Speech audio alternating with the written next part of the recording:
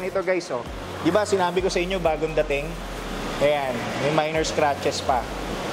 Oh, pero syempre, gagawin namin yan. Di ba? I-repaint namin yan.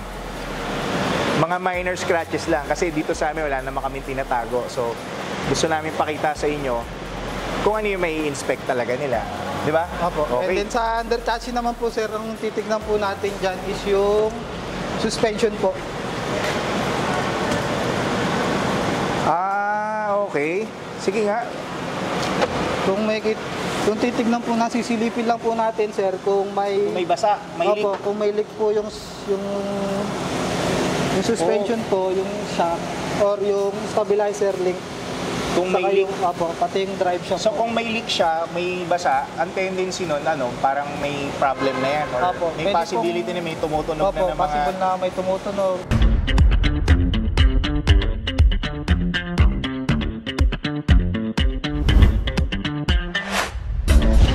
Hi everyone! Welcome back to our YouTube channel. So right now, we're here in our showroom in Fisher Mall, Quezon Avenue, Quezon City.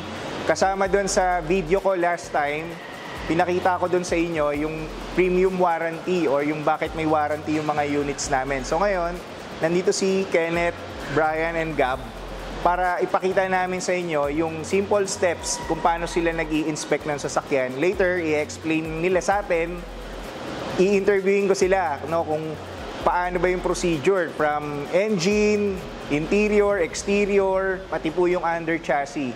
Okay, so ito, kaya namin sino-showcase sa inyo para number one, malaman ninyo na dito sa Ugarte Cars, lahat ng units namin, ini-inspect namin na mabuti. Tapos, pag may dala kayong mekaniko, you can just follow the form or yung format na inspection report yung pinoprovide namin para po hindi na mahirapan yung mekaniko ninyo. And at the same time, may peace of mind kayo. Kumbaga, may second opinion from us. Tapos you have your own mechanic. Magtutugma ba yung report ng bawat isa? Okay, so tara, samahan nyo kami. Isa-isayin natin. Papakita namin sa inyo yung mga simple steps kung paano ini-inspect yung mga sasakyan dito sa Ugarte Cars. Alright? Ayan, so guys, ito. Simulan natin dito sa new unit namin, Hyundai Reyna. Ito bagong dating pa. Actually, hindi pa to na complete detailing, no? So ito ini-inspect nila ngayon. Check natin isa-isa kung paano nila ini-inspect. So first, yung oil, kine-check niya kung okay pa. Tapos tingnan nyo to, meron din silang battery tester. Kung okay pa siya or palitin na, malalaman natin. Yan, coolant. Pagka ganito, Gab, nilalagay nyo kagad sa report kung palitin na yung oil o yes, po, sir. Yung may rating, no? Parang may 50-50 or 50/50. Opo. Lalagay po namin kung need na po ba ng change oil. Need na. Opo. Tapos pati yung battery. Opo, kaya pati yung, battery. guys, yung 50% ng mga units namin dito, brand new ang battery pag nilalabas namin. Then, yung Ayan, ano ba dapat yung test niyan? Sa battery naman po, kapag 12.6 or 12 above, okay pa naman po siya. Pag 12 above. Opo. Pero pagka mga 12 below, yun na po tayo. Mga 10 something. 11. Kasi ano na yung palitin na yun? Palitin hindi na po siya. Okay. Kasi katagalan din po, baka masira na yung ibang parts kapag yung battery na pabayaan po ng drain. Kapag na-drain, may ma-apekto man, yes, parang circuit ba? Ganon, o? Kasi po, yung parang sa alternator niya po, pag hindi na po na-reach yung charging dun sa battery, baka po may tendency na sa sobrang nung alternator, hindi na po hindi na magpa-function. Opo, hindi na po siya mag-function. Oh yeah, yung alternator kasi yun yung parang nagre-recharge ng battery di ba? O yun, alternator, ang purpose, nire-recharge niya yung battery ng sasakyan. While moving, syempre while moving. Ayan. So nag-start kami sa engine bay from cold start, no? Yes po. Cold start muna, in-inspect niya lahat. Oil, mga fluid. Tapos i-start mo na ngayon. Yes po, sir. O, sige. Ayan. Ayan, so na-start na niya. Ito, tapos na siya sa engine. So, pakita naman natin ngayon kung paano sa interior. Doon naman tayo kay Brian. Yeah. Saan natin yung ilaw? Ayan, so guys, nandito naman tayo sa loob ng Wigo.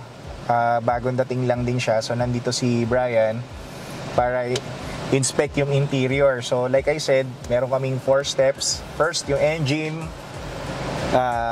Second is this one, yung interior. So Brian, ano ba yung mga usual na chine-check nyo? Ito, nakita ko meron kang thermostat. Ang purpose naman po yan, sir, chine-check niya po yung aircon.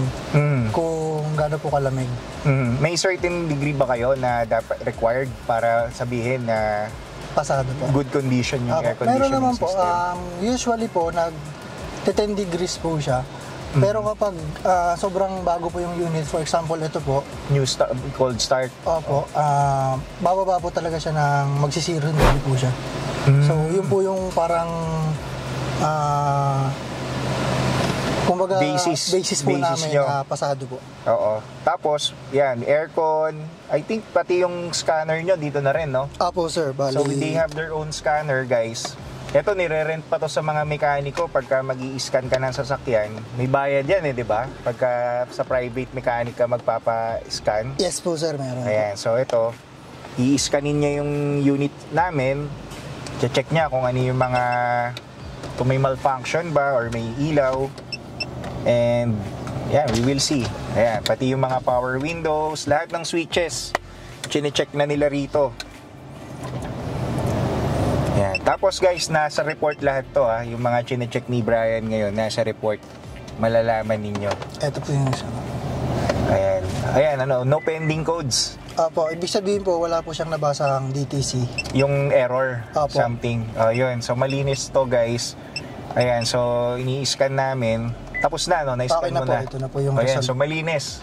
No, yung kagandahan dito, magbe-base na lang kayo dun sa inspection report na ipe-prepare nila o i-ready nila para sa specific units. Ayan. So lahat ng parang visible sa mata mo, lahat ng Basta makikita mo pong mapipindot po. Tapos alam mo po yung, ini-inspect nyo. alam mo po yung function. Grabe, ang inspection ng isang unit, mga usually ilang minuto? Yung minsan All in po, all? depende po 20 minsan minutes? pagka masigit po yung lugar. Pero po sa ganitong maluwag naman po, siguro nasa 20 to 30 minutes. 20 to 30 minutes na lahat. Yung transmission, paano mo malalaman kung good condition yung transmission niya? Ang ginagawa ko po is tatanggalin ko yung handbrake. Okay. And i-shift ko po siya. So kung may shift shock o wala? Yung katulad po nito, smooth lang po. Okay po yan. Okay. So yun guys, sa transmission, pag may malakas masyado na shift shock, yun parang may concern doon about sa tranny. Ayan, so ito, syempre medyo bago pa to Ayan, okay. Even sa accelerator response. Okay, yung sa accelerator response, ano yung dapat parang RPM na pagka... Usually po, minsan, sa amin po, lalo kami sanay na, pinapakiramdaman mo na lang po pag, ito po, pag tinapakan mong ganon, hindi Responsive masyadong agad. Opo. Responsive, ibig sabihin, okay. Ayun guys, so lahat nung nandito sa interior, lahat ng switch, lahat ng napipindot, lahat ng nabivisualize ng mata mo, natatouch mo, ini-inspect nila. From aircon, multimedia, windows, control switch remote, ilaw, lahat, pati yung sa labas, yung ilaw, kasama na. Okay, may mga na-encounter ba kayo na na-inspect nyo na sa ibang individual na may nag-error codes? Meron naman po. Yung usually iba airbag, po, ABS o ang kadalasan po namin minsan na-encounter is check engine po talaga. check engine? Apo. Which is may certain fault na nalalabas doon. Apo. Which is hindi naman po siya sobrang big deal. Di katulad ng iba na iniisip ng iba na pag may check engine, malala na. Minsan po kasi yung iba, spark plugs. Palitin lang. Opo. Ignition coils. Okay. Kailangan talaga ma-scan, no? Opo. Para malaman mo. Kasi lalo pag wala pong alam sa sasakyan. Scary Pag Pag nakita mo, uy, umilaw yung check engine ko. Yung iba natatakot na. Titirik ako. Parang ganun agad yung nasa isip nila Oh, that's good Ayan guys, pati yung maneuver, walang tumutunog. Di ba? Diyan nyo titignan kung may problem yung pangilalim mo sa steering Steering wheel. po. Ayan. So, okay. Thank you, Brian, ha? Yes, sir. So, proceed naman tayo sa third step is yung exterior, guys. Ayan. So, guys, tapos na tayo sa engine, interior. Ngayon naman kasama ko si Kenneth. I-check namin yung exterior. No? Kung ano yung, kung may mga ilang panels ba, yung may dent or may scratches. Tara. Bali, may kita po natin dito, sir, is makinis. Bali, total sa listahan nyo, ilang panels ba ang isang kotse? Mga 20 po, 20 po. By side panel, fender, Yung fender, bump, door panel, rear, Okay. tapos water panel, yung roof, tapos bumper, hood, saka yung rear bumper po. yun lahat, nililista nyo yun, chinechekan nyo kung may mga scratches o ano. Ito, kagaya nito guys, oh. Di ba sinabi ko sa inyo, bagong dating? Ayan, may minor scratches pa. Oh, pero syempre, gagawin namin yan, di ba? I-repaint namin yan. Mga minor scratches lang, kasi dito sa amin wala naman kami tinatago. So, gusto namin pakita sa inyo kung ano yung may inspect talaga nila. Di ba? Opo. And Okay. then sa under chassis naman po, sir, ang titignan po natin dyan is yung suspension po. Okay. Sige nga. Kung titignan po na, sisilipin lang po natin, sir, kung May basa, may leak. Opo, kung may leak po yung suspension po, yung shock, or yung stabilizer link. Kung may Saka leak. yung, opo, pati yung drive shock. So kung may leak siya, may basa, ang tendency nun, ano, parang may problem na yan. Or Opo, may pwede possibility na may tumutunog Opo, na ng mga... possible na may tumutunog, yung ano po. O yun guys ha, ito binigyan na namin kayo ng tip. Check nyo isa-isa yung suspension. Yan, para pag may leak, kahit hindi na i-test drive yan.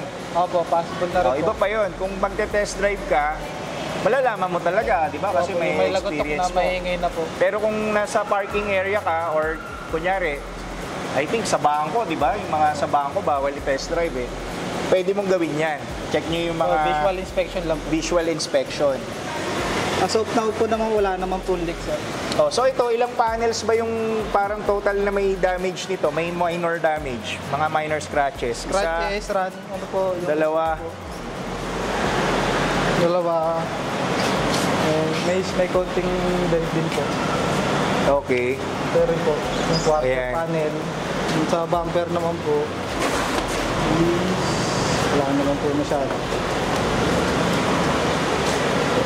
Yun lang, parang ito, meron Opo. din. Konti. Mga scratch. So parang 4 panel, 5 no? Opo. Ayun, 5 panels guys, pero minor scratches lang. Makukuha naman din po sa bumping yung iba, sir. Yung iba, no, mga sa rubbing talagang nawawala rin siya. Pag yung, may term tayo ron eh, yung balahibo. Opo, yung... Pagka hindi na i-scratch ng ano mo yung Opo, pag sobrang lalim na hindi po. sumasabit, ano yun, mawawala sa Mawawala po sa bumping. bumping. Pero pag sumasabit na yung kuko mo guys na scratch, Scratch. i-repaint mo na yun. Ito po. Ayun, tama, yun yung term nila. Okay, Kenneth, thank you very much ha. So last na lang is yung papers. Yung engine number, pagtutugmay nila rito sa CR o yung Certificate of Registration. Diba? Kami, bine-verify namin to sa LTO, sa 2600. Minsan pinupuntahan po talaga namin sa LTO. Pero yung sa kanila, minsan maganda, kahit dito sa amin, actually para sa amin din to, talaga makaiwas, di ba? Opo. Na Kasi yung iba po, malinis yung papeles na makukuha mo, accurate talaga. Yung mga sasakyan na makukuha mo, tugma yung papers doon sa engine. Opo. May na-tsempohan na ba kayo na iba, magkaiba? As of na wala pa naman. Wala pa, no? Oh, madalang na lang rin naman yung mga gumagawa niyan, guys. Eh. Binubura, I think sa ano yan dati, mga high-end. Opo. Inuuwi sa ibang region. Tapos, yun yung mga issues dati, way back mga 2015, naging issue yan eh. Yung mga tampering ng engine number. Sa bin number. Oo, tsaka bin number. Kasi po, yung iba nakapinance pa sa bangko, dinadala na sa other region, doon binibenta ng cash. Pero way back ano pa yan, mga 10 years ago, ganun na ano. Ngayon wala na pong issue ng mga ganun. Kasi may new system na si LTO eh. Okay. Kumbaga, pati hindi mo na rin may tatawid yan basta-basta ng barko kung wala mga kaukulang papeles. Alright, so paano nyo chinek yung engine number? Bali, yung VIN number po, dito po may kita sir, sa windshield po. Ito, Bali, yung VIN number. number. Ayun. Okay. Opo. Tapos yung engine number po is nandito po siya banda. Nasa loob pa po. Paano yan? Inilaliman nyo ba yan? Hindi na. Ay, hindi na po. Sinisilip na po. Silip na lang. Yung iba, yung sa mga LTO po, stencil po. Oo nga, pagka Yun nagta-transfer po yung kami, pinapa-stencil namin. Required Stencil yun. po, required naman po. Okay. So ayos, no? Talagang, imagine ang pag-inspect nila ng isang sasakyan will take 20 to 30 minutes. Opo. No? Tama? O yun. Alright. So sige. Guys, sana marami tayong natutunan. Diba? Pag pupunta kayo rito, dala nyo yung mekaniko nyo, may ipapakita kami na form. Ito, papakita ko sa inyo.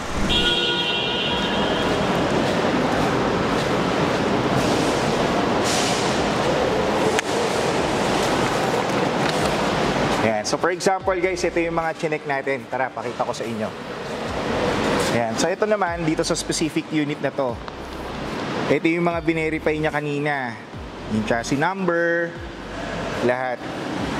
Kung paano mag-process. Ayan. Tapos ito yung grading.